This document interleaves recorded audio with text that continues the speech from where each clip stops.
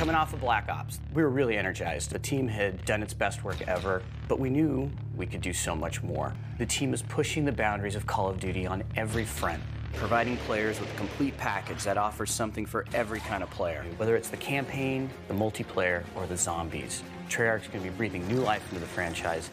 New life, huh? Well, let's just see how well the franchise was doing up until this point.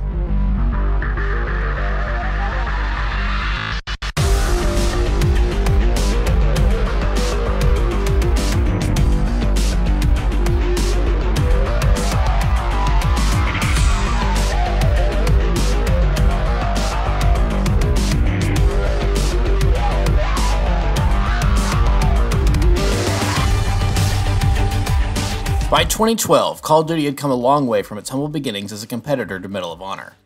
Not only had it become a household name due to its popularity, but the series had helped revolutionize multiplayer gaming. While other first-person shooters had existed before it, nothing could touch Call of Duty in this time frame. From an award-winning trilogy of Modern Warfare games to the horrors of war in both World War II and the Cold War, the years 2007 to 2011 had helped cement Activision's shooter franchise as one of the greats. While other shooters like Battlefield impressed with the size of their multiplayer lobbies and the amount of destruction players could wrought, the accessibility kept people coming back from war and introduced a constant churn of new players picking up the series for the first time year after year. However, it wasn't quite all rainbows and roses on the development side. While 2011's Modern Warfare 3 had met sales and critical reception, the behind the scenes was a horror show. Veteran staff at developer Infinity Ward fled the studio like rats on the Titanic in early 2010, leaving a shadow of a team to complete Modern Warfare 3's campaign mode while Sledgehammer Games was officially brought into the fold to work on the multiplayer. The game barely managed to squeak out of the gate unaffected by the developer turmoil, and their follow-up in 2013 wouldn't be so lucky. Things at Treyarch, by comparison, seemed much better at the time. Once considered to be the lesser of the two main CoD developers, Black Ops 1 quickly changed that perception and gave the crumbling Infinity Ward a run for their money. While featuring the same addictive gameplay loop, Black Ops' campaign and multiplayer brought lots of innovations to the table that today are considered staples of the franchise. While Modern Warfare 3 is a fitting follow-up to Modern Warfare 2 and an end to that trilogy, in many ways it paled in comparison to Black Ops. From this point, Treyarch would reign supreme as the top CoD developer for years to come. And as their first act of dominance in the FPS genre, they released Black Ops 2. An impressive follow-up in many ways to the first, many laud Black Ops 2 as the pinnacle of CoD's golden years. While a good game for sure, I don't hold it in quite as high esteem as many others do. While many will point to the multiplayer being a standout, I'm not as big a fan of it as compared to the first. While in theory, the at-the-time new Pick 10 system allowed for more customization and player choice across the board, in my experience it only emboldened the game's growing legion of trolls to act out even more. Has anyone ever been killed by one of those lightning-quick, knife-only classes that seem to move faster than you could even perceive? I would bet Black Ops 2 is where many of them got their start, as the Pick 10 system allowed them to cheese the perk system to their advantage. But more annoying for me at the time was the abundance of players constantly going for 360 no-scope clips. By the time I finally quit playing the game on PS3 back in the day, it had gotten so bad that I was being placed in match after match of nothing but trolls running around with snipers trying to pick off trick shots. Perhaps that says more about the community than it does the game, but it sent me back to GameStop to trade the game back either way. The new Zombies mode also held no interest for me at the time, as I did not and still do not like the Zombies mode. While I played the original Black Ops for dozens of hours, the shelf life for its sequel was not nearly as long for me. So with 2 out of the 3 modes not being to my liking with this entry, there's really only one saving grace to be found here. Like its predecessor, the campaign to Black Ops 2 is often considered to be one of the best in the series. While I will agree that it's good, and you can certainly do far worse with the campaigns in this franchise, like the game as a whole, I don't think it's quite as good as many make it out to be. Having been so taken with the franchise as a whole at this point back in the day, for me, Black Ops 2 is the first time I wasn't totally head over heels in love with one of the games. While certainly not bad, especially compared to some later games in the series, this game and its campaign created my first doubts about the franchise and cemented a tinge of worry for how things would move going forward.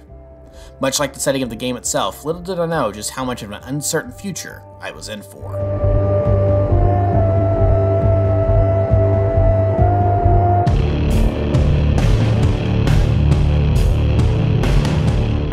That makes it sound like I'm about to bash on this campaign left and right, but I'm not. There's still plenty of good things to talk about, so let's go ahead and begin. The game starts in the far-flung future of 2025. Or at least it was more far-flung when the game was originally released, I guess. Anyway, here we're introduced to David Mason, the son of Black Ops 1's Alex Mason. He and his partner Harper arrive at a facility known only as the Vault, looking for one Raul Menendez, currently the world's most wanted terrorist. Who they find instead is an aging Frank Woods, who survived the end of Black Ops 1 thanks to the magic of retcons. David, also known by the codename Section, deduces that Menendez had indeed been there, as he left an old locket with Woods. Harper asks Woods for intel, as they don't have any first-hand experience to go off of when it comes to the villain. Woods does, however, and we flash back to the mid-1980s. Here's where we set our setting for the game. Depending on the mission, we'll either be flashing back to the 1980s or flashing forward to 2025. The missions in the 80s help give us context to Menendez's backstory, while we also encounter his plans in the present day. In 1986, Alex Mason is all but retired from the CIA and is raising this 7-year-old David. David's mom has been yet another victim of the deadly Disney parents disease, and so isn't in the picture, leaving the father and son relationship strained. Not helping matters is the fact that Jason Hudson shows up to recruit Mason for a new mission. He says that Woods and a CIA team have gone missing in Angola. Not one to leave his best friend behind, Mason and Hudson head to Angola to rescue Woods. Now, as far as first missions go, I don't think this one is necessarily one of the greats. It could be the various gimmicks they throw in before you even get a feel for the regular combat. In a 10-minute period, this game throws in no less than 3 gimmicks at you. First, is strafing runs with Hudson's helicopter, followed by a turret section on a boat, and then using guided rockets to destroy a helicopter. While CoD campaigns often throw you into the deep end in first missions, this seems like a lot. Also, the field in Angola just feels like a weird arena design-wise. They throw a lot of haze into the background as well, making the giant field feel kind of smallish. Given that this was the last CoD game to be developed solely for the PS3, Xbox 360 generation, it wouldn't surprise me if they were maxing out what those machines are capable of and had to cut corners in a few areas. Now, that all being said, there is a clear improvement with the graphical quality here compared to Black Ops 1. Face models are more detailed overall, and there is noticeable improvement in the lighting. But moving on to the story, Mason and Hudson travel upriver and find Woods half dead and trapped in a cargo container amongst dozens of decomposing bodies. Before the pair could rescue him, they're shot at and run aground by enemy helicopters. Mason and Hudson are then forced to carry Woods through the jungle. This brings the pacing of the mission to a screeching halt, and probably another reason why I feel like this isn't the best introduction to the game. Overall, I'm not opposed to stealth missions. At times I even feel like CoD could use more of them depending on the context. Where I think this mission goes wrong is that the game doesn't give you any agency to control your escape. You're forced to wait for Hudson's commands. Again, this isn't inherently a bad thing, as that sort of describes most of CoD 4's all gillied up. The difference between the two is that CoD 4's stealth is constantly giving you options on how to proceed, such as take out some guards or leaving them be. The stealth here in Black Ops 2 doesn't give you any choices and you're forced to wait as Hudson holds your hand. And sometimes it feels like you're forced to wait a long time. It would be one thing if the game was quick about it, but it feels like it takes an eternity to let the guards pass. Finally though, the group passes the patrols and finds a radio tower, or Mason finds a radio to call for help. The only problem is that someone is currently using it. And instead of obeying the person pointing a gun to his head, the radio operator simply smashes the radio with their bare hands. Ladies and gentlemen, meet Raul Menendez. Caught off guard by this brazen disregard for his own life, Mason lets his guard drop as the patrols from outside burst in.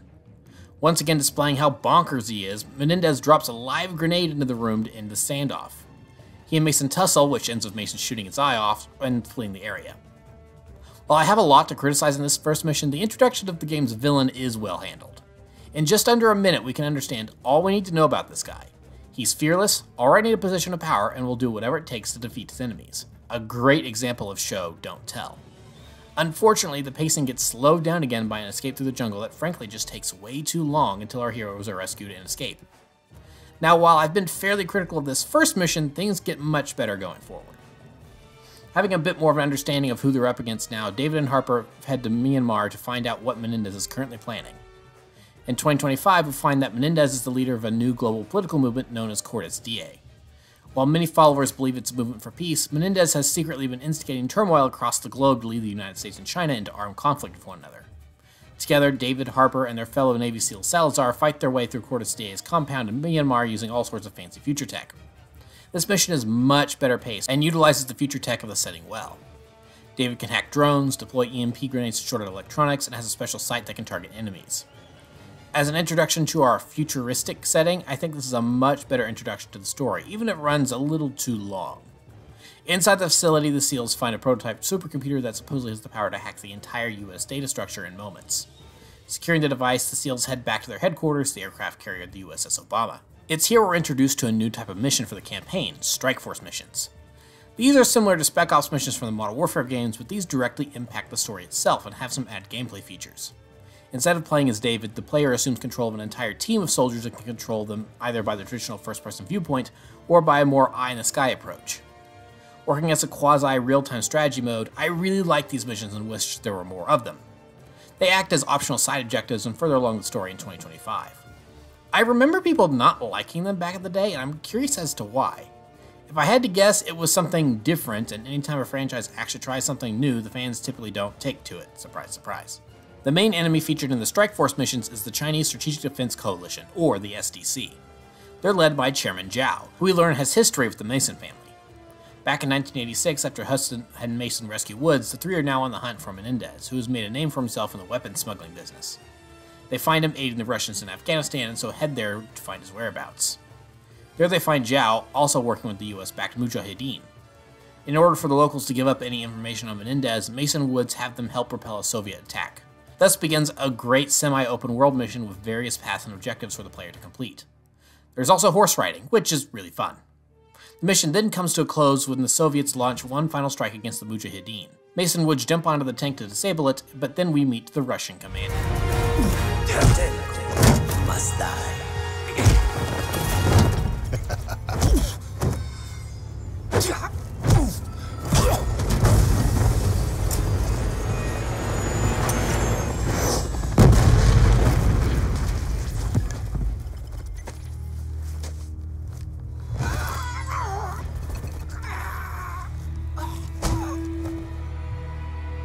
Also returning thanks to the power of retcons is Kravchenko, whose appearance re-triggers the numbers in Mason's head. After Kravchenko is captured and interrogated, the player must struggle to resist the urge to kill him and obey Reznov's programming to learn what he knows about Menendez. After letting slip that there might be a mole working for Menendez in the CIA, Kravchenko is executed and the Mujahideen betray their foreign allies. The four are left in the desert to die, but are saved by two civilians, one of whom Mason thinks is Reznov. With Menendez's reach spreading, the CIA tracks him down to his cartel's headquarters in Nicaragua. Assisting them is the president of Panama, Manuel Noriega, and his Panamanian defense force. Moving to arrest Menendez, they find him with his sister, who was badly burned and disfigured thanks to an insurance scam gone wrong many years prior. Menendez has been her caretaker ever since and seems to be the only person he truly cares about. Now being separated from her, Menendez goes on a rage-fueled rampage to rescue her from Noriega's thugs. Meanwhile, Mason, Woods, and Hudson make their way to Menendez's compound and fight through the cartel. Woods has a personal beef with Menendez now after being left for dead, and he's only concerned with revenge. The two basically end up face to face in the compound, and Woods throws a grenade, which bounces off the doorframe into Josefina's room, killing her.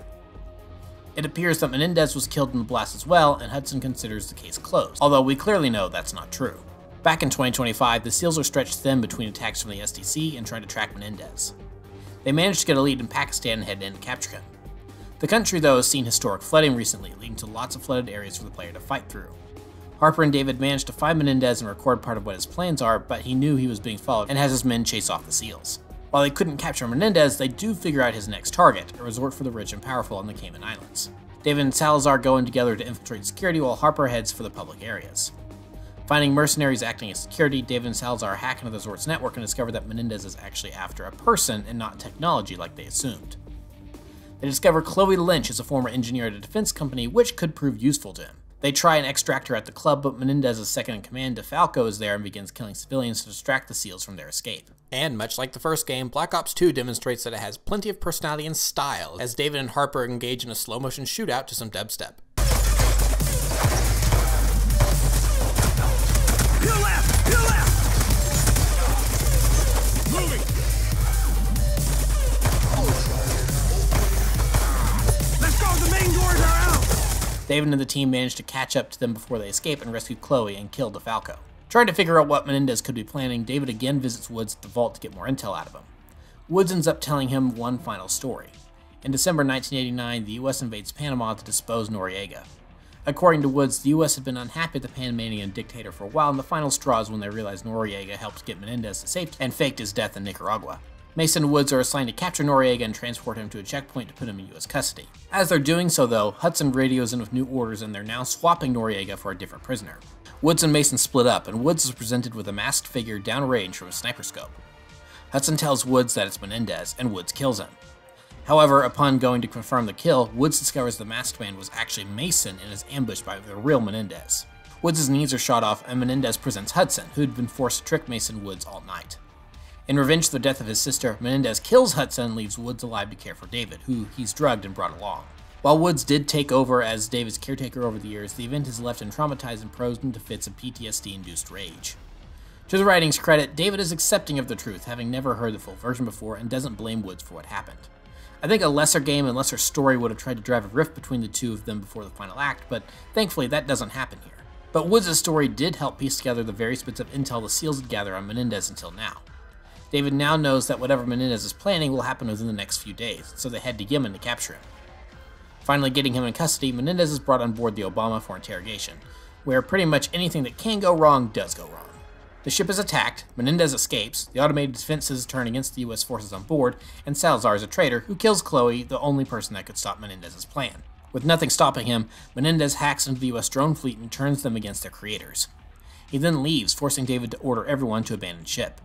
But not before Harper kills Salazar for betraying them.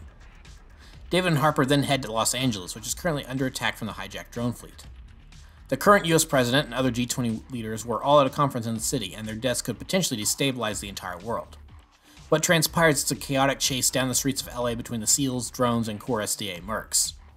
David even jumps into the cockpit of a jet to fend off drone attacks. Miraculously, the president and other G20 leaders are taken to safety as the US and their new Chinese allies prep to attack Menendez's stronghold on Haiti to stop the drone attacks. So, after a pretty cool halo jump, the SEALs and Chinese get into the facility but realize they can't stop the drone strikes as a message from Menendez begins playing. Menendez condemns the global superpowers and then self-destructs all the drones around the world, considerably sizing down the military capabilities of the East and West. With both superpowers instantly weakened, Menendez urges for the downtrodden despondent to rise up against the powers that be and cuts off his broadcast.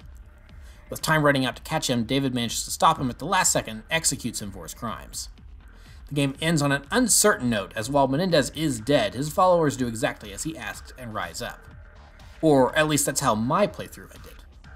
I blazed through the story pretty quick here, and there's a reason for it. Black Ops 2 doesn't have one set story or ending like most campaigns. Instead, there are choices sprinkled throughout that can drastically alter how events play out and who lives and dies.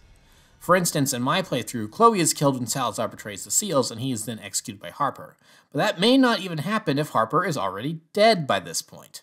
See, in the Yemen mission, which I completely breezed over when the SEALs capture Menendez, you begin by playing as Farid, an agent working undercover for the US. To gain Menendez's trust in that mission, you must kill Harper to prove your loyalty, but you can choose not to. If you choose to shoot Menendez, he shoots Farid, who is then absent to save Chloe from Salazar later. The fate of Alex Mason is also left in the player's hands. If the player shoots Mason in the head, he dies, end of story. If he's shot anywhere else, though, he survives to reunite with Woods and David in 2025. Mason, they shot you. Turns out you're a lousy shot. I have to give Treyarch props for this, as it does give the player more agency to play the campaign multiple times. It's also a bold experiment, as it not working could have produced a terrible result. That being said, while I think they've executed the concept well, I still think the overall narrative is certainly weaker than Black Ops 1, and that comes down to some of the choice-based segments. Because some major plot elements can change depending on what the player chooses, there's not one singular vision for the game's story, which I do think hurts it, and even creates some leaps in logic and unexplained plot holes. For instance, if Alex Mason does survive, where did he disappear to for years? I'm assuming that maybe the idea was to explore that in another game, but as of this writing, Treyarch has never answered that question. Also, let's talk about Chairman Zhao. This character makes no sense to me. He's the main antagonist of the Strike Force missions, as all the objectives mostly center around stopping him in the SDC. The final mission is even assassinating him and getting in the good graces of mainland China now that his rogue element is taken care of. With them on side and Zhao dead, they can help save the Obama from Menendez's drone attack and invade Haiti with the US at the end of the game.